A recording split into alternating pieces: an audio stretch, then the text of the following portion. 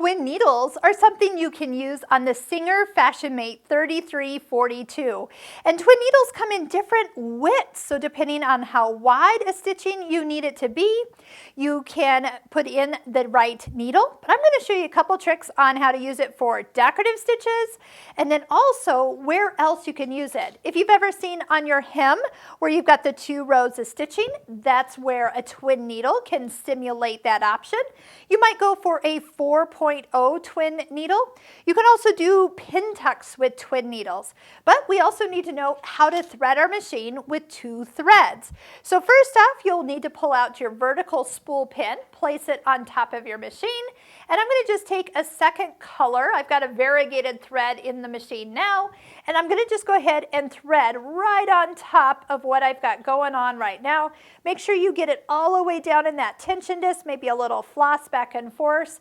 Make sure you're threading with purpose, and then we're going to find that we're just going to loosen the needle we have in there and let's put in a 2.0 twin needle. So it's got a single top. Make sure you get it all the way up as high as you can possibly get it in there, and tighten with your fingers. So here's a little note. You will not be able to use your needle threader for the twin needle. So I'm going to just cut myself some fresh ends. I feel one of my threads got caught.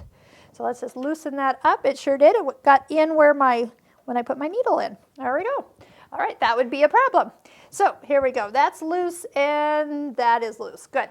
So our threads, we're going to thread manually. It actually doesn't matter which thread goes in which needle, so just go ahead and pick your side. And then the bobbin. So the bobbin's really going to do double duty for these stitches, and really doesn't matter what you have downstairs.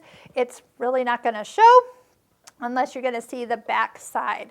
Now, before I do anything, I'm definitely going to make sure I'm on a straight stitch, stitch length normal, so 2.5, center needle position. Make sure you're not in the far left needle position, because now your needle's going to be off the edge of the foot. So no matter what, when you pick a stitch, you need to make sure that you limit how wide your stitch is and make sure you don't hit the foot. So before I start to sew, this is a fun little Hawaiian shirt tissue holder pattern that we have. You'll find links below this YouTube video on how to find the pattern so you can make it.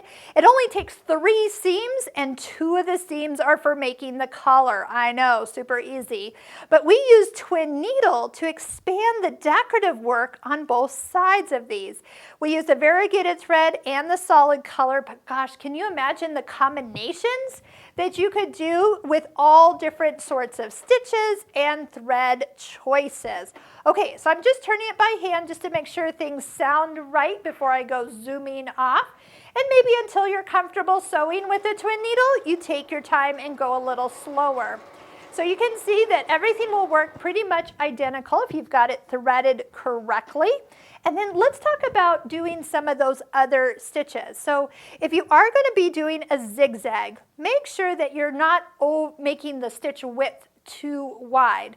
So I'm going to go ahead, and on this machine, the stitch width is a maximum of 6. I have a 2.0 twin needle on, so I'm going to set it at 3. So 3 plus 2 equals 5. So I should be within my range of stitching, and by turning it by hand, I can see my stitches are still within the middle of that foot area. And you'll want to always double check even as you start to work with different stitches and try it out. Not all stitches on this machine are going to work, but you can have some fun with the stitches and the color combinations for a twin needle.